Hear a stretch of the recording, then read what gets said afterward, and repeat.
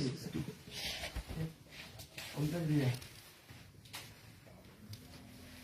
लो video बना लो।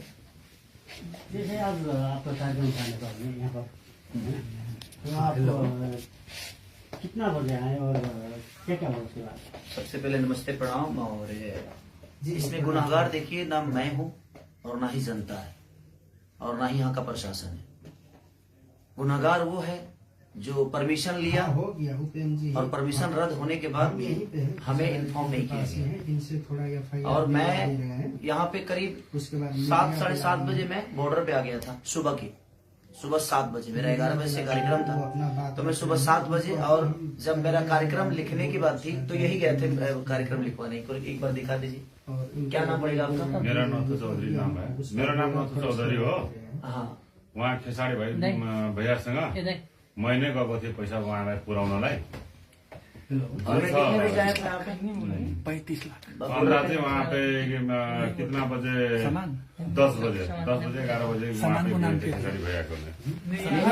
हम लोग नेपाल कितने बजे एंट्री किए थे? नेपाल यहाँ पे हमको तो कितना 6 बजे 7 बजे हमको सुबह में हम लोग 9 बजे होटल में एंट्री किए हैं सुबह। हम नहीं आए तो भैया, हम नहीं थे। ये नहीं था, आपका ही आदमी था ना। अनि त्यसपछि के भयो? उहाँ कतिखेर आइपुग्नु यहाँ? उहाँ चाहिँ गएर 7 बजे मेरो साथीले सोद्धाखेरि 7 बजे उहाँ जुन छ हाम्रो यहाँ होटलमा आइसक्नु भएको थियो। अनि त्यसपछि गएर हामीलाई पनि कुनै जानकारी तपाईँलाई गएर यो पुलिस प्रशासनबाट कुनै जानकारी भएन। एक्कासी उहाँले जब गएर तपाईँलाई गएर जुन छ के अरे 12 बजेतिर पनि जुन छ जब गएर आधी मान्छे उहाँको भित्रै सकेपछि गरी तपाईँको जुन छ उहाँहरूको म्युजिसियनहरू अरू विभिन्न मान्छे 15-16 जना भित्रै सकेपछि त्यसपछि हामी एउटा टिकट पनि गएर सुरु गर्यौं। अनि त्यसपछि गएर अब अलिअलि ढिलो हुन थाल्यो। अनि उहाँले बोलाउँदाखेरि त्यतिखेरसम्म अब कोरोना कारणले हो के कारणले हो उहाँ त्यसपछि गएर यहाँ पुलिसले घेरेर आएको थियो। त्यसपछि हामी जान नै पाएन। हाँ, एक मैं बता। और हिंदी में भी बोलिए प्लीज। हाँ, मुझे समझ में नहीं आ रहा क्या बोल रहे हैं आप। हुन्छ। तो आज जो स्टेज यहाँ पर बना हुआ था, आपका प्रोग्राम भी था, तो आपका कौन सा क्या पूरा टीम, कितने आदमी का टीम था? क्या क्या इक्विपमेंट आपका आया हुआ था? 25 से 30 लोग थे हम, और हमारे इंस्ट्रूमेंट जो बजाने वाले लोग थे वो थे, और हमारी डांसर ग्रुप की लड़कियां थी। और सबसे बड़ी बात कि ये लोग जब मेरा कार्यक्रम किए तो इन लोगों ने बताया ही नहीं कि टिकट शो है। टिकट शो का मुझे पता ही नहीं था। मैं जब यहाँ आया, जब ये सारे हंगामा हो गए होने के बाद मुझे पता चला कि टिकट शो था। और उसमें जनता की क्या गलती है? नेपाल की जनता चाहे कहीं की जनता भोली भाली होती है, उसको ये पता नहीं होता है भाई। वो अपने बेटा को प्यार करने, अब मेरे बारे में क्या बोल रही है जनता, किसी के बारे में बोलेगी, क्योंकि उसको हकीकत पता ही नहीं है। तो टिकट शो के नाम पे इन लोगों ने मुझे बुक ही नहीं किया था। और जब इनका परमिशन फेल हुआ, सरकार ने कोविड की वजह से परमिशन इनका रद्द किया, इनको मना किया कि आप कार्यक्रम नहीं कर सकते हैं। आपसे कितना दिन पहले एग्रीमेंट हुआ था यहाँ पर आने का? मेरा तो 5-6 दिन पहले ही ये कार्यक्रम तय हुआ है, राइट ना? 5-6 दिन पहले, 5-6 दिन पहले। और ये लोग 5-6 दिन पहले ही मुझे तय किए। मैंने वीडियो भी बना के 2 दिन पहले वीडियो बनाया, 16 तारीख को। तो 2 दिन पहले मैंने इनको वीडियो दिया था, तब तक इनको पता चल चुका था। तब तक इनको पता चल चुका था कि परमिशन रद्द है, प्रशासन हमें ये कार्यक्रम नहीं करने देगी। उसके बावजूद भी इन लोगों ने, मैं यहां तक आ गया, उसके बावजूद भी ये पूरे दिन टिकट काटते रहे, और मुझे पता ही नहीं है कि टिकट कट रहे और टिकट पे ये कार्यक्रम है। और लोगों को सिर्फ गुमराह करते रहे। और उसमें नुकसान ये हुआ कि 4 स्कॉर्पियो लोगों ने जला दिया। इसमें मैं पब्लिक जनता को मैं बिल्कुल दोष नहीं बोलूंगा, क्योंकि इन लोगों ने गुमराह जनता को भी किया और मुझे भी किया। तो आपका कहना है कि जो भी हुआ आयोजक की तरफ से? आयोजक अगर मुझे सुबह ही बता दिया होता कि भैया यहाँ परमिशन नहीं है, प्रशासन हम आपको नहीं दे सकते, तो इसमें प्रशासन का भी कोई रोल नहीं है भाई। प्रशासन, अब मैं यहाँ आया 8 बजे, 9 बजे मैं पहुंचा। 9 बजे पहुंचने के बाद 10 बजे मैं रेडी होकर बैठ गया। जैसे निकलना चाहा, पूरी प्रशासन, पूरे होटल को घेर लिया गया कि आप कार्यक्रम करने जा ही नहीं सकते। तो मैं प्रशासन को तोड़ के तो नहीं जाऊंगा, क्योंकि मैं आउट ऑफ इंडिया हूं। ये इंडिया तो है नहीं, ये बिहार तो है नहीं, यूपी तो है नहीं। अब प्रशासन बोल रहा है कि आप जा ही नहीं पाओगे, आपको नहीं जाने देंगे हम, क्योंकि वहां पे कोई व्यवस्था नहीं है। अगर आपको कुछ हो जाएगा तो भाई उसका जिम्मेदार हम पे आ जाएगा जे प्रशासन, नेपाल की प्रशासन निकम्मा है और नेपाल की प्रशासन ने खेसारी लाल यादव को सुरक्षा नहीं दिया, तो हम अपने पे रिस्क नहीं लेंगे, इसलिए आप यहां से नहीं जा सकते। और मैं अभी वही कपड़ा पहन के बैठा हूं सुबह से, अभी खाना तक मैंने नहीं खाया कि कितने लोगों को प्रॉब्लम हुई होगी। मेरे जितने भी बंदे वहां थे, कोई ऐसा आदमी नहीं था जिसको चोट नहीं लगी है, सबको चोट लगी है, क्योंकि पब्लिक को कहीं ना कहीं खेसारी लाल यादव चाहिए था और मैं उसी के लिए आया भी था। इसमें मेरी कोई गलती, आयोजक ने एक शब्द अभी तक, जो मेन आयोजक है अभी तक मिलने नहीं आया मेरे से। क्या नाम है भैया उनका? क्या नाम है उनका? उसका श्रवण जी।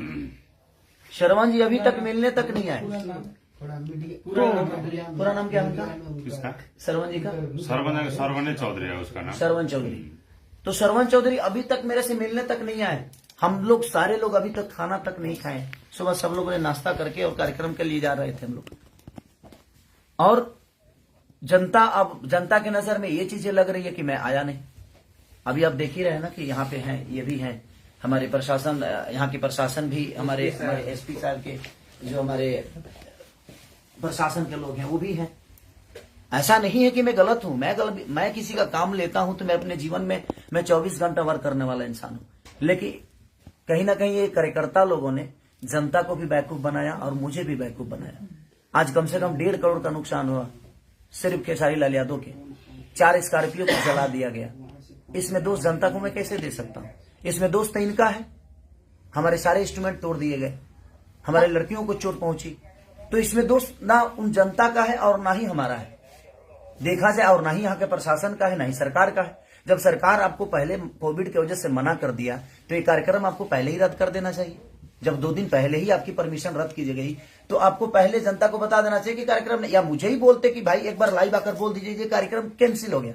जैसे आप अभी कोविड तो नेपाल और इंडिया दोनों तरफ ही एक ओमिक्रॉन का जो एक संक्रमण है एकदम तीव्र रूप में आगे बढ़ रहा है। तो जैसे आप लोग का एग्रीमेंट हुआ उस समय आपने नहीं पूछा था कि मतलब इस ढंग का? देखिए मैं बोला भी था, इन लोगों से बोला भी था कि क्या कोविड का कोई प्रॉब्लम तो नहीं है ना? तो नहीं सर, वहां परमिशन हमें मिल गया है। तो जब सरकार परमिशन इनको कार्यक्रम के लिए दे दिया तो मैं भी निश्चिंत हो गया कि हो सकता है कि वहां इतनी महामारी नहीं होगी। तो मैं क्लियर हो गया कि जब सरकार का लेटर, मेरे पास प्रशासन का लेटर ऑलरेडी आ गया कि हाँ परमिशन है, कार्यक्रम होगा। इन लोगों ने मुझे यही बोला था कि मेला का कार्यक्रम है, ये नहीं बोला था कि टिकट काट रहे हैं।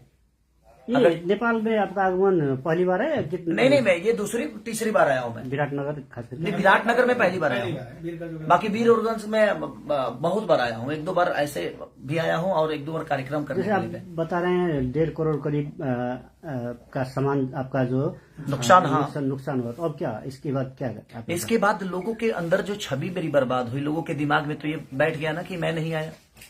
देखिए मैं अपने जीवन में अपने छवि के लिए हमेशा काम करता हूं और हर आदमी करता है, लेकिन किसी और के वजह से जनता को परेशानी हो। मैं आज तक जनता को परेशान करने वाला कोई काम नहीं किया। मैं मनोरंजन करने वाला आदमी, हमेशा उनको खुशी देने का काम करता हूं। और आज इन लोगों की वजह से लोगों के नजर में मेरी छवि खराब हो। लोगों के नजर में लगा कि खेसारी लाल यादव आया ही नहीं, जबकि सुबह 7 बजे से मैं होटल पे हूं, 8 बजे से। अब इससे आपका एक जो फैन फॉलोइंग है उसको भी नहीं, जनता को हकीकत पता चलेगा तो जनता बेवकूफ थोड़ी है। और जनता ने जो किया है वो अपने हिसाब से बिल्कुल सही है। मैं कुछ जनता को मैं गलत नहीं बोल सकता, क्योंकि गलत तो इन लोगों ने किया कि इन लोगों ने परमिशन नहीं रहने के बावजूद भी मुझे बताया तक नहीं तो मैं सुबह आया जरूर। मैं बिना कार्यक्रम किए मैं लाइव आ जाता कि प्रशासन की वजह से कार्यक्रम रद्द हो गया है, आप लोग नहीं आइएगा कार्यक्रम में, तो लोग नहीं आते।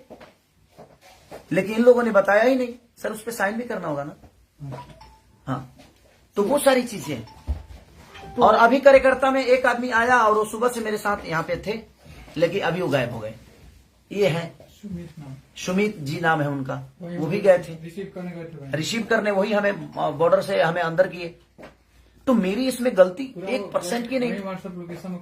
व्हाट्सएप लोकेशन से लेकर हर डिटेल वही दे रहे थे हमें। और ये सुबह 7 बजे भी हमें नहीं बता रहे हैं कि प्रोग्राम कैंसिल हो गया है सर, प्रशासन ने मना कर दिया है, सरकार ने मना कर दिया है। इन लोगों ने गुमराह रखा हमें गुमराह किया कि नहीं आप आइए कार्यक्रम होगा। तो आपका आगे का जो अब इसके बाद का क्या, आपका क्या करेगा? क्या कुछ चीजों से लेते हैं आप? इसके बाद जैसे आपका क्षति हुआ, आपका एक हिसाब से क्षति तो आयोजक ही देगा ना। अब क्षति जो हुआ है गलती इनकी है, इनको तो पूरे जनता का पैसा लौटाना चाहिए। जनता की क्या गलती है भाई, वो तो अपने स्टार को देखने आ रही है, तो इनको पूरे जनता का, नेपाल के जनता के साथ इंसाफ करना चाहिए इनको, क्योंकि गलती इनकी है, इसमें गलती जनता नहीं है और ना ही खेसारीलाल यादव है और ना ही सरकार है, ना ही प्रशासन है। कि जब आपको मना कर दिया गया कि आप ये कार्यक्रम नहीं कर सकते, तो फिर आपने जबरदस्ती जनता को गुमराह क्यों किया, जनता को बेवकूफ क्यों बनाया, खेसारीलाल यादव को बताया क्यों नहीं। मैं तो इतना ही कहता ना कि भाई ये कार्यक्रम कैंसिल हो गया, क्योंकि यहाँ पे कोविड के वजह से प्रशासन ने मना कर दिया, सरकार इसकी अनुमति नहीं देती है। मैं लाइव आके लोगों को बोल देता, लोगों को समझा देता, तो टिकट तो नहीं कटाते ना वो। तो टिकट आपका यहाँ आने का जो एग्रीमेंट था उसमें कितने में डील हुआ था और कितना पैसा आपको मिल चुका है? देखिए वो अंदर की बातें होती है, उस डील को हम लोगों तक नहीं बता सकते कि क्या बातें हैं क्या नहीं, क्योंकि वो अंदर की बातें हैं कि हम कितना में, हम प्यार में आए हैं कि हम मोहब्बत में आए हैं कि हम 2 रुपया लेकर आए हैं कि हम खर्चा पे आए हैं, वो आपस की बातें होती है। लेकिन अंत में इस घटना के बाद आप क्या अंतिम निचोड़? नहीं, मेरा कहने का मतलब कि जो नुकसान हुआ है अब वो तो कहीं ना कहीं आयोजक कर्ता को ही भरना पड़ेगा, क्योंकि मेरी गलती तो 1% नहीं है। मैं तो रात को निकला हूं, पटना से रात को निकला मैं और मैं आ गया, तो मेरी तो गलती है। अगर मैं नहीं आया होता तो शायद मेरी गलती थी, क्या खेसारीलाल यादव नहीं है। तो अब क्या कदम लेंगे आप? जैसे आपका कदम क्या उठाना है, तो अभी तो अब जनता को इंसाफ करना है कि आयोजक कर्ताओं के साथ इनको क्या करना है। मैं कुछ नहीं बोल सकता, मैं तो जनता का प्यारा बच्चा हूं, मैं इनके लिए ही आया था। नहीं, अपनी तरफ से क्या कर रहे हैं? मैं अपनी तरफ से क्या करूंगा, अब इनको पूरे जनता का पैसा इनको लौटाना चाहिए, मेरा जहां तक सवाल है। क्योंकि जनता जो है वो बहुत मेहनत करके अपने बेटे को देखने आई थी, तो और इन लोगों ने उनके साथ धोखा किया। ये मेरे साथ धोखा किए और मेरा 1.5 करोड़ का नुकसान आज हो गया, कम से कम 1.5 करोड़ का। 4 स्कॉर्पियो को जिंदा जला दिया गया, अब जिंदा ही बोलेंगे उसको, वो खड़ी थी, चलने वाली चीजें थी और उसको जला दिया गया। हमारे इंस्ट्रूमेंट जो बजाने वाले थे, बैंजू हो, कीबोर्ड हो, पैड हो, ढोलक, नाल, तबला, कोई चीज नहीं बचा। अच्छा भैया, 10 बजे जब आप रेडी होके वहां के लिए निकलने वाले थे और प्रशासन यहाँ पे आ गई और आपको जाने नहीं दिए, तब क्या ऑर्गेनाइजर्स आपके पास आए थे? नहीं आए मेरे पास, ये लोग गेट के बाहर खड़े थे लेकिन आए नहीं। आप क्यों नहीं आए थे भाई साहब, ये बताएंगे आप प्लीज? म त यहाँ आएकै हो होइन, जुन छ हामीलाई गर्नु हिंदी में बोलिए पूरी पब्लिक हिंदी में। हिन्दी मुद्दा बात बोल्ने ना, जितना बोल सकते उतना ही बोलिए, जितना बोल सकते उतना बोलिए। नहीं बोलिए। खेसारी भैया को लेने जब 12-1 बजे के समय में 1 बजे कहाँ आए थे? सुमित जी एकदम यहाँ 9:30 बजे आ गए थे, यहाँ से लेकर के फोन कर बोलिए। नहीं, हम 12-1 बजे आए। हाँ ठीक है, आप खेसारी योग लेने म्यूजिशियन हमारे चले गए थे। हाँ, जब यहाँ पे प्रशासन ने रोक रहा था, जाके उसको खेसारी भैया के लेकर जाएंगे, 10 मिनट भी थोड़ा प्रोग्राम दिखाना है बोल के यहाँ पे आए। और भी एसपी से बात हुआ, हमसे बड़ा जुनू क्या बोलता है, मेयर साहब ने बात किया कहाँ, फिर भी हम लोग का दे देगा कि जाने के लिए भी। जब करते करते कोई बस नहीं चला, तब तोड़फोड़ शुरू होने लग गया।